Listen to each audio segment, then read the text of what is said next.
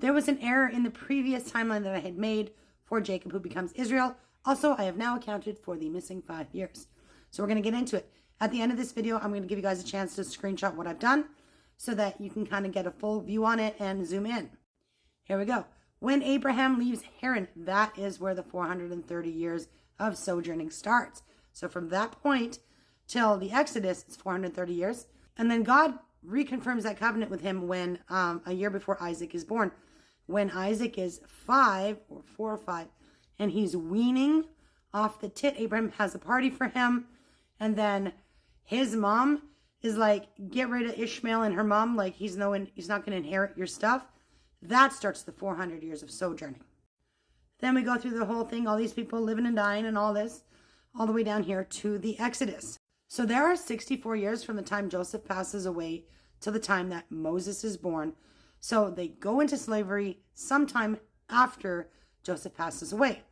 Now, I crunched some numbers. The Bible says that a new king comes in to rule Egypt, and he does not know Joseph. So this is somebody who comes in after.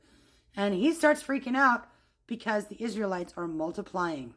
So he issues an order, and he says to the midwives, we need you to, unalive those baby boys as they're born, to which the midwives didn't do that, and they used an excuse saying, these Israelites are not like us. They just give birth. They're just popping them out, and before we even get there.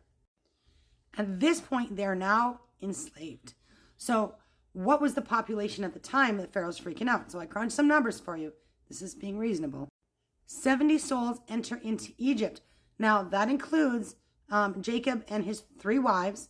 He's got 48 grandkids that come with him, 7 great grandkids.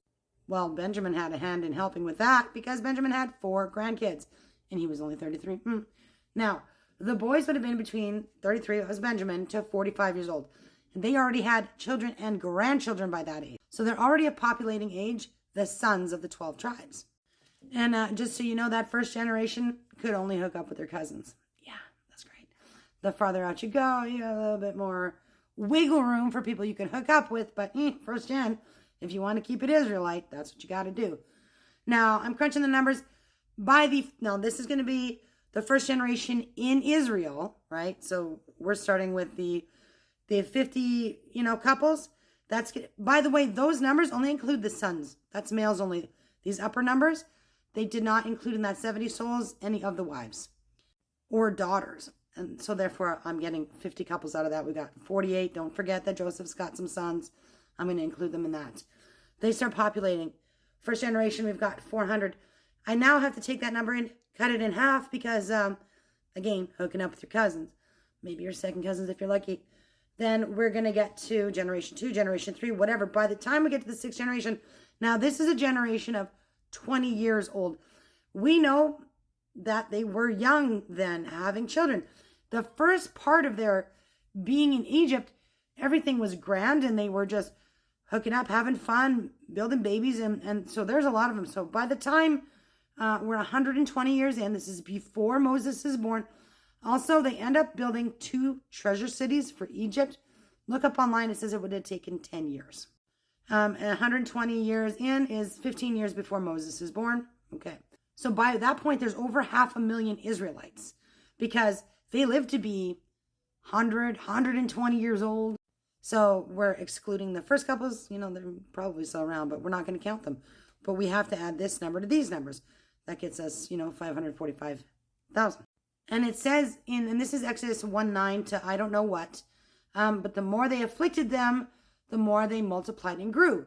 So despite being in slavery, they were still growing. But check this out. They're busy working. We're unaliving the boys according to what the Pharaoh's doing, right?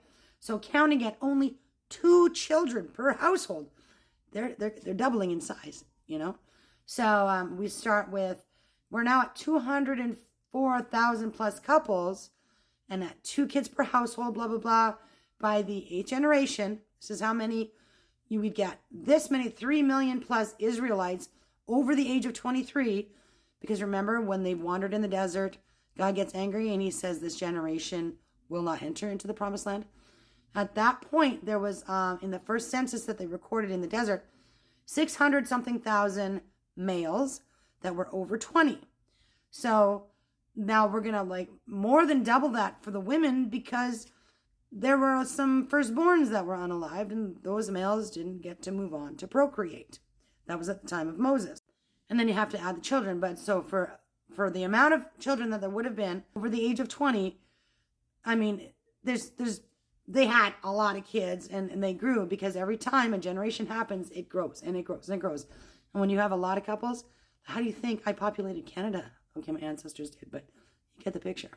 So if you don't believe in the Bible, I mean, the proof is in the pudding. Also, human error. I erred in my previous calculations and I accidentally put something in the wrong spot. The Bible has no mistakes, just misunderstandings and not being able to interpret it properly, but it's ironclad. Make one mistake as a human, then your numbers go way off and nothing lines up, including genealogy. Things get thrown off. So that's just more proof that the Bible is real. Now it's time to screenshot.